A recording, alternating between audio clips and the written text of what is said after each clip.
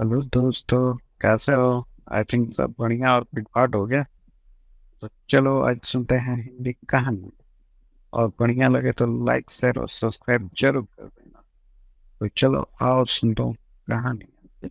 बकरा राजा चित्रकूट जंगल का राजा शेर अपनी प्रजा का बहुत ख्याल रखता था। वह अपनी प्रजा से बहुत प्यार और उसके हर सुख दुख में शामिल होता था।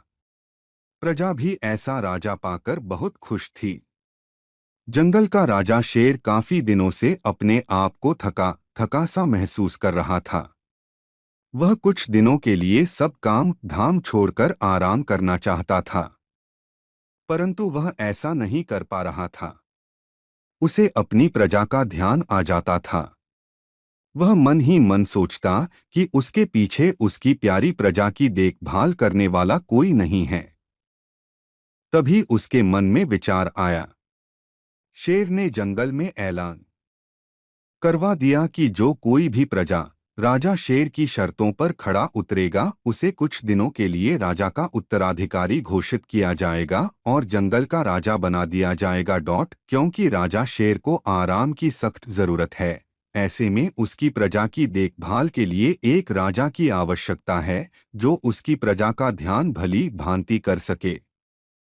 चित्रकूट जंगल की प्रजा राजा बनने के लिए अपना अपना भाग्य आजमाने शेर राजा के पास जाते, परंतु कोई भी प्रजा राजा को संतुष्ट नहीं कर पाए। राजा बहुत चिंतित हो गया। वह सोचता कि यह राज पाट किसके हाथों में सौंपकर आराम करने के लिए जाए। यह बात जानकर कि कोई भी प्रजा राजा की शर्तों पर खड़ा नहीं उतरा है, बकरा भी अपना भाग्य आजमाने राजा के पास गया। शेर के पास जाकर बकरा ने अपना सिर झुकाकर प्रणाम किया और राजा को अपनी शर्त बताने को कहा। शेर अविश्वास के साथ भारी भरकम शरीर वाले बकरा से पूछा। शेर ने पहली शर्त रखी, मेरे पीछे जंगल का ध्यान कौन रखेगा? बकरा ने जवाब दिया, मैं। हुजूर, शेर ने दूसरी शर्त रखी, जंगल में सभी जानवरों का सुख दुख का ख्याल कौन रखेगा? बकरा ने जवाब दिया, मैं। हुजूर, शेर ने तीसरी शर्त रखी, जंगल में होने वाली अच्छी और बुरी घटनाओं की जिम्मेदारी कौन लेगा? बकरा ने जवाब दिया, मैं। हुजूर, शेर बहुत खुश हो गया। आखिरकार शेर को अपना उत्तराधिकारी मिल गया था। शेर ने बकरा को राजा घोषित कर दिया और स्वयं कुछ दिनों के लिए आराम करने के लिए अपनी गुफा में चला गया। इधर बकरा भी राजा बनकर बहुत खुश हो गया और अपने आप को सराहने लगा। बकरा खुद को जंगल का राजा पाकर घमंडी हो गया था। वह जंगल की प्रजा का जरा सा भी ध्यान नहीं रखता था, बल्कि सभी प्रजाओं को अपनी सेवा में हमेशा हाजिर रहने के लिए कहता था। अगर ऐसा कोई प्रजा नहीं करता तो वह उसे दंड भी देता था। बकरा राजा जंगल का भी ध्यान नहीं रखता था। वह प्रजा का दुख भी नहीं सुनता था। पूरी प्रजा बकरा राजा को पाकर बहुत दुखी थी। चित्रकूट जंगल की प्रजा अब अपने राजा शेर का जल्दी से जल्दी आने के लिए प्रार्थना करने लगे।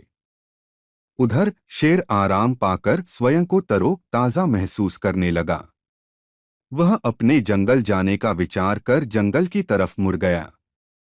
जंगल जाकर शेर ने देखा कि उसकी प्रजा दुखी है। जिधर जाता उधर अशांति और मायूसी छाई हुई थी।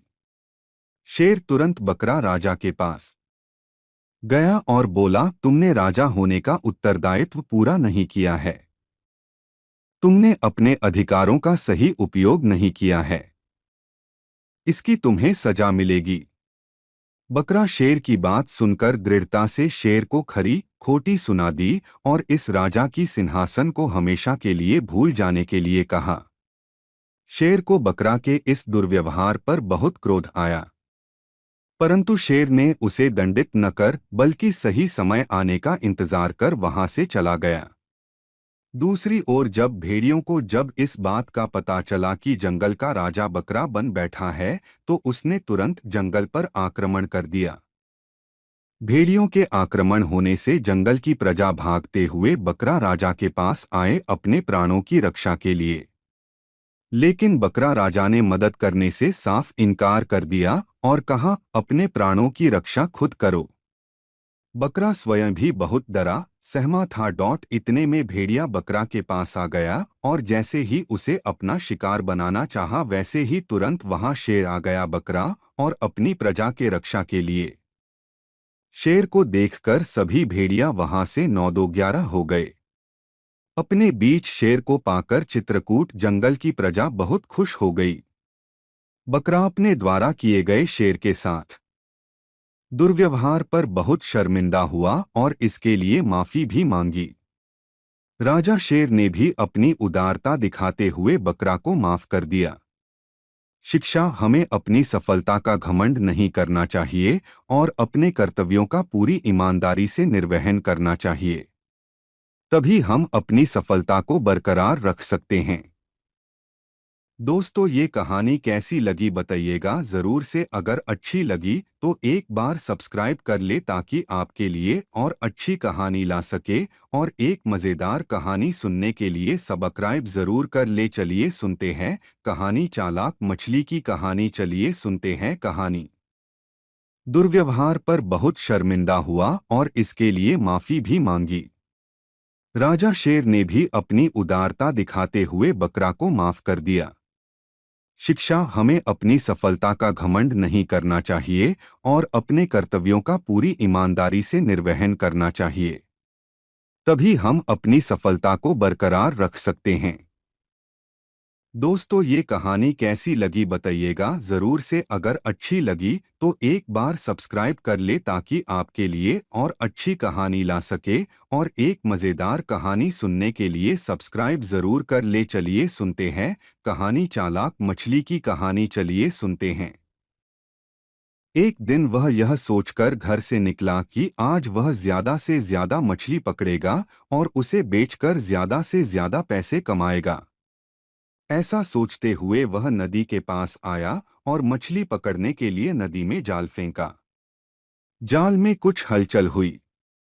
मछुआरा ने जाल अपनी ओर खींचा। उसने देखा कि जाल में छोटी सी मछली है और वह काफी तेजी से जाल में कूद रही थी, जैसे वह अभी नदी में छलांग लगा देगी। मछली ने मछुआरे से कहा, तुम मुझे छोड़ दो, मैं काफी छोटी हूँ।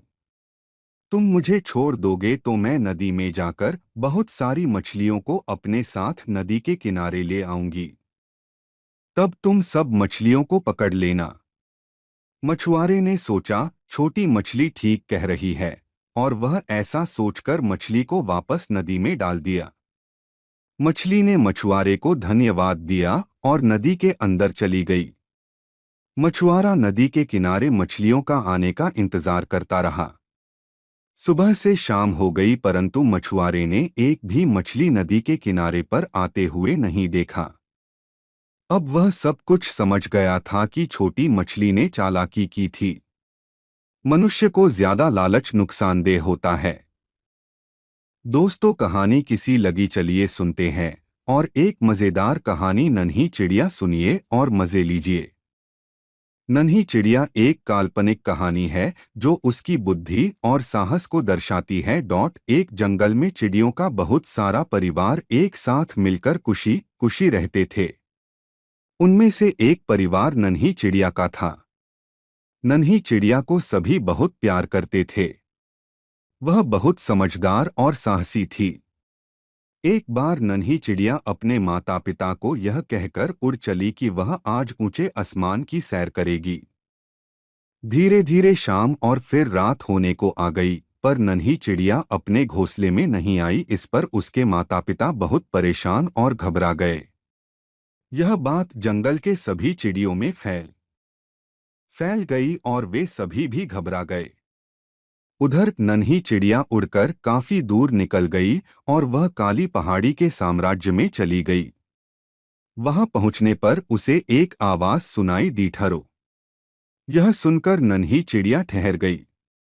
वह इधर-उधर देखने लगी, पर आसपास कोई भी नहीं था। नन्ही चिड़िया बोली, कौन है?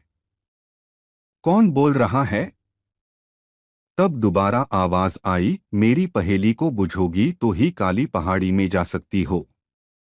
तब नन्ही चिड़िया उससे पहेली पूछने को कही। पहेली थी, एक थाल मोती से भरा, सबके सिर पर औंधा धरा, चारों ओर वह थाली फिरे, मोती उससे एक न गिरे। नन्ही चिड़िया ने झट से इसका जवाब दे दिया। आसमान नन्ही चिड़िया का जवाब सुनकर उस आवाज ने उसे काली पहाड़ी पर जाने की अनुमति दे दी। काली पहाड़ी के अंदर जाकर देखा तो नन्ही चिड़िया हैरान हो गई। उसने देखा कि छोटी छोटी चिड़ियों को एक दुष्ट विशालकाय कौआ अपना गुलाम बनाकर रखा हुआ था। नन्ही चिड़िया उन सभी बेकसूर चिड़ियों को दुष्ट कौआ से आजाद कराने का उपाय सोचने लगी। वह साहस बटोरकर गुलाम बनाई हुई चिड़ियों के पास गई। वे सभी बहुत कमजोर हो चुकी थीं, इतना कि वह ज्यादा उड़ भी नहीं सकती थी। नन्ही चिड़िया को एक उपाय सूझा। वह झट से काली पहाड़ी के जंगल में उड़ गई और पेड़ की सूखी लताओं से रस्सी बुनकर ले आई। उसने यह रस्सी दुष्ट कौआ की गैर हाजिरी में सभी चिड़ियों के पैरों में एक एक करके फंसा दिया और खुद भी अपने पैरों को उस रस्सी में फंसा दिया, और फिर सभी चिड़िया एक साथ उड़कर रस्सी के सहारे एक दूसरे को संभालते हुए काली पहाड़ी के बाहर आ गए। नन्ही चिड़िया सभी चिड़ियों को दुष्ट कौआ से आजाद कराकर अपने जंगल में आई। यह देखकर जंगल के सभी चिड़ियों और नन्ही चिड़िया के माता पिता के चेहरे पर खुशी की लहर दौड़ गई। गुलाम बनाए हुए सभी चिड़िया आजाद होने के बाद नन्ही चिड़िया को बहुत बहुत धन्यवाद दिया। नन्ही चिड़िया की समझदारी और साहस की सभी प्रशंसा करने लगे। इस कहानी से हमें यह शिक्षा मिलती है, बुद्धि और साहस के द्वारा कमजोर प्राणी भी कठिन परिस्थितियों को पार कर सकता है। दोस्तों, कहानी अच्छी लगी तो सब्सक्राइब कर ली जरूर ऐसे मज़ेदार और प्रेरणादायक कहानियों के लिए। और हैं हम गरीबों के मदद के लिए ये कहानी बनाते हैं।